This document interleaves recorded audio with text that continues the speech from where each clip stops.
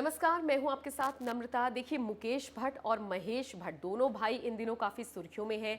यूं तो ये फिल्म मेकर्स अपनी फिल्मों को लेकर खूब चर्चाएं बटोरते हैं, लेकिन जब से सुशांत सिंह राजपूत की मौत हुई है उसके बाद से जैसे ही महेश भट्ट और रिया चक्रवर्ती की कुछ तस्वीरें सामने आई थी, ये समझ लीजिए महेश भट्ट का चारों तरफ से विरोध हो रहा है। उनकी फिल्मों पर भी इसका असर पड़ रहा है।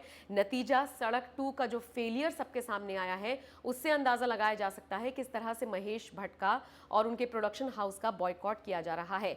अब महेश भट्ट की मुश्किलें और बढ़ती हुई नजर आ रही हैं, क्योंकि उनके जो भतीजे हैं, उनकी जो पत्नी है, उन्होंने महेश भट्ट पर आरोप लगाए हैं। लवीना लोध उनका नाम है और उन्होंने बाकायदा एक वीडियो जारी करके ये कहा है कि महेश भट्ट के एक फोन कॉल पे लोगों के करियर बर्बाद हो जाते हैं। किसको काम मिलना है, किसको नहीं मिलना है, ये महेश भट्ट आराम से तय कर सकते हैं। वो पूरे डॉन हैं बॉलीवुड के। इस तरह के कुछ संगीन आरोप लवीना ने लगाए हैं। उन्होंने साथ ही ये भी कहा है कि चूंकि मैं एक इनसाइडर रही हूं, क्योंकि मैंने एक पूरा अंदर बॉलीवुड के अंदर रह के मैंने चीजों को देखा है, तो मैं अच्छे से जानती हूं कि वहां क्या होता है, क्या नहीं होता है। अपने ऊपर लगे इन संगीन आरोपों को लेकर महेश भट्ट भी चुप नहीं बैठे हैं। महेश भट्ट और मुकेश भट्ट की तरफ से जो वकील हायर किए गए हैं, उनका ये कहना है कि लगभग 1 से 2 करोड़ का मानहानि का केस अब लवीना लोध के खिलाफ दायर किया जाएगा। इतना ही नहीं, जो बयान जारी किया गया है उसमें यह भी कहा गया है कि लवीना लोध उनके भतीजे की पत्नी नहीं है। जो लवीना लोध के पति हैं सुमित, वो उनके प्रोडक्शन हाउस में काम करते हैं, अब से नहीं पिछले 20 साल से काम करते हैं। तो जो रिश्तेदारी की बात सामने आई है, ये गलत है।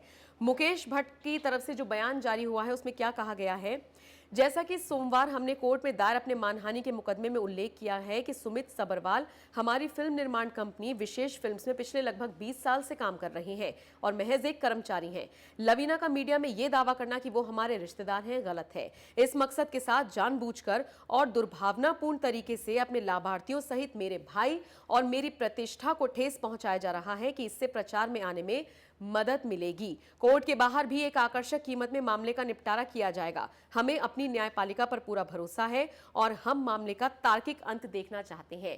ये एक स्टेटमेंट जारी किया गया है महेश भट्ट की तरफ से। कुल मिलाकर ये कहना गलत नहीं होगा कि एक तरफ अगर महेश भट्ट के खिलाफ कोई केस दायर किया गया है, कोई सोशल मीडिया पर एक मुहिम चली है लवीना लोध की तरफ से कि भाई ये आदमी जो है बहुत खतरनाक है, बहुत डेंजरस है, तो दूसरी तरफ महेश भट्ट ने भी मानहानि का मुकदमा दायर करके जवाब दे दिया है। और आने वाले दिनों में जिस तरीके का हैवी अमाउंट चार्ज करने की बात कही गई है, ये लवीना लोध की मुश्किलें आने वाले वक्त में बढ़ा सकता है।